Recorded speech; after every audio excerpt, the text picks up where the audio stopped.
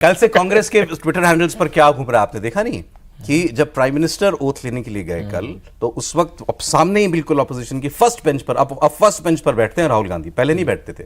अब first bench पर राहुल गांधी, अखिलेश यादव और अयोध्या से जो जीते हैं अवधेश पासी जी 17वीं पार्लियामेंट में भी सेकंड बेंच पे बैठते थे। अब वो और अयोध्या जो जीते वाले सांसद हैं उनको अखिलेश जी और राहुल गांधी जी बीच में बैठाते हैं अपने। मैसेजिंग बिल्कुल क्लियर है। तो वो जब प्राइम मिनिस्टर गए ओथ लेने के लिए तो यहां से खड़े हो गए, संविधान दिखाया, ये खड़े हो गए, इन्होंने ऐसे संविधान दिखाया। तो प्राइम मिनिस्टर ने अपनी ओथ ली, उन्होंने सब जगह नमस्ते की, यहाँ भी करी वहां भी की, तो इनकी तरफ भी करी होगी। अब मुझे नहीं पता वो सीधे कि वो राहुल गांधी को नमस्ते कर रहे थे। पीएम आते हैं तो प्रधानमंत्री सबकी सब और जो है वो चेयर को भी करते हैं और बाकी भी। तो कल से कांग्रेस वाले कह रहे हैं अच्छा देखा, अब तो प्रधानमंत्री भी नमस्ते कर रहे हैं राहुल जी को। देखिए ये आजकल नया चला है कि प्रधानमंत्री, अब जैसे जब प्रधानमंत्री घुसे पहले तो उन्होंने संविधान की कॉपी को नमन किया, उनका इस बार किया, फिर थोड़ी देर में वीडियो 2019 का भी आ गया, 2014 का भी आ गया। तो वो इस बार करेंगे, जो भी प्रधानमंत्री ऐसा मूव करते हैं, इस बार वो तो डर गए हैं, उनकी सीटें कम आ गई हैं, वो करेंगे। देखिए मुझे ऐसा लगता नहीं कुछ लोगों को कुछ काम तो करना पड़ेगा ना। सोशल मीडिया पे तो यही काम होता है। नहीं, लेकिन मुझे लगता है कई बार अतिरेक में गड़बड़ भी होती है। ये ठीक है कि संविधान वाले ने काम किया है, लेकिन कहीं ऐसा ना हो कि बार बार आप ये कहें और कोई उससे रिलेट न करे। जैसे अभी तक ये सबके दिमाग में था कि ये परंपरा है और ये तरह, अगर इतनी चर्चा नहीं हुई होती, आज देश के हर व्यक्ति को पता है कोई परंपरा नहीं है, कांग्रेस किसी परंपरा का पालन नहीं करती रही।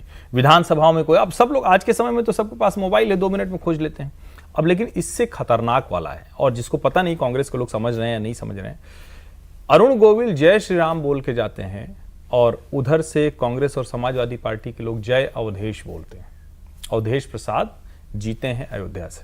अच्छा, हो सकता है कि अभी उनको अच्छा लग रहा हो।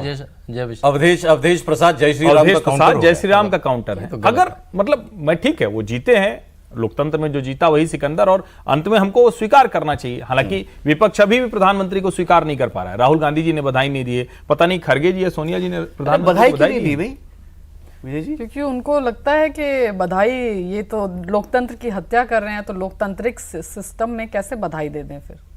ये तो कैसे रायबरेली से तो प्रधानमंत्री तो बन गए ना, उसी सिस्टम से जीते ये लोग, चुनाव से जीत, वो भी उसी चुनाव में जीते। जिस नैरेटिव को कांग्रेस पार्टी बिल्ड करना चाह रही है, उस नैरेटिव में मुझे लगता है कि उनको ये प्रूव करना है, और ये उनको उनकी पॉलिटिक्स के लिए ये लेजिटिमेट प्राइम मिनिस्टर नहीं है, ऐसा भी बोलना चाहते हैं क्या कांग्रेस? नहीं, लेजिटिमेट नहीं बोलना चाहते, लेकिन देखिए आज आप ट्विटर पे देखिए, या मल्लिकार्जुन खड़गे का जो उन्होंने नरेंद्र मोदी जी को टैग करके एक ट्वीट डाला है, उस पर उन्होंने लिखा है कि ये जो 10 साल हैं ये डेमोक्रेसी का काला एक तरीके से चैप्टर है।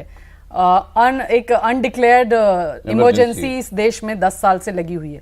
तो उसी नैरेटिव को आगे बढ़ाना चाहते हैं कि डेमोक्रेसी, डेमोक्रेटिक वैल्यूज को इस गवर्नमेंट ने ताक पे रख दिया है।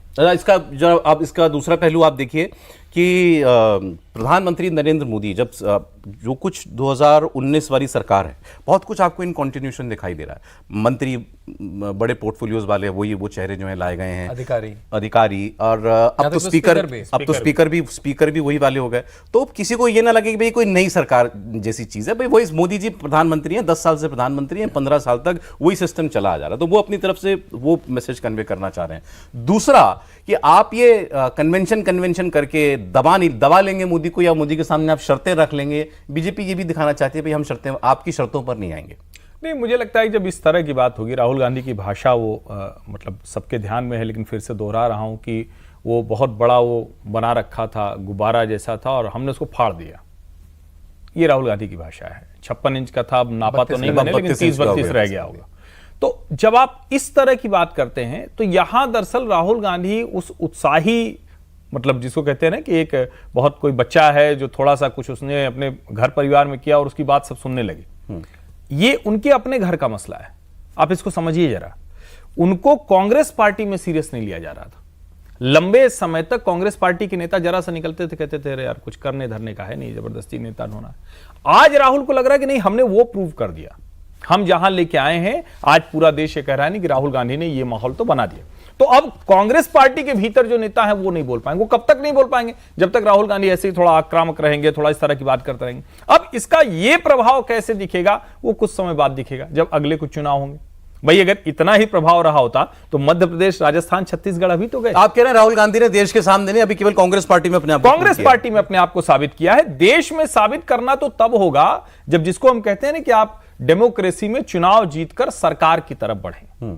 आप सरकार से भी बहुत दूर है ना, और ये जो सारा गठजोड़ है, वैसे कांग्रेस पार्टी में कौन चैलेंज कर रहा था उनको? वो तो नहीं, अरे G23 बन गया था। इतने कब, कितना पहले इतने चैलेंज हुए कि राहुल गांधी करीब करीब साल सवा साल तक राजनीति में रहे ही नहीं। कह रहा हूं, पुरानी बात हो गई, पुरानी बात हो गई, लेकिन उसके बावजूद मैं कह रहा हूं कि आखिर वही सारे चैलेंजेस जो थे ना, और अब आगे देखेंगे। अभी तो कोई एक चुनाव आया है, निश्चित तौर पर इसमें राहुल गांधी और अखिलेश यादव ने खुद को साबित किया, लेकिन जिसको कहते हैं रह गए, अब रह गए तो रह गए।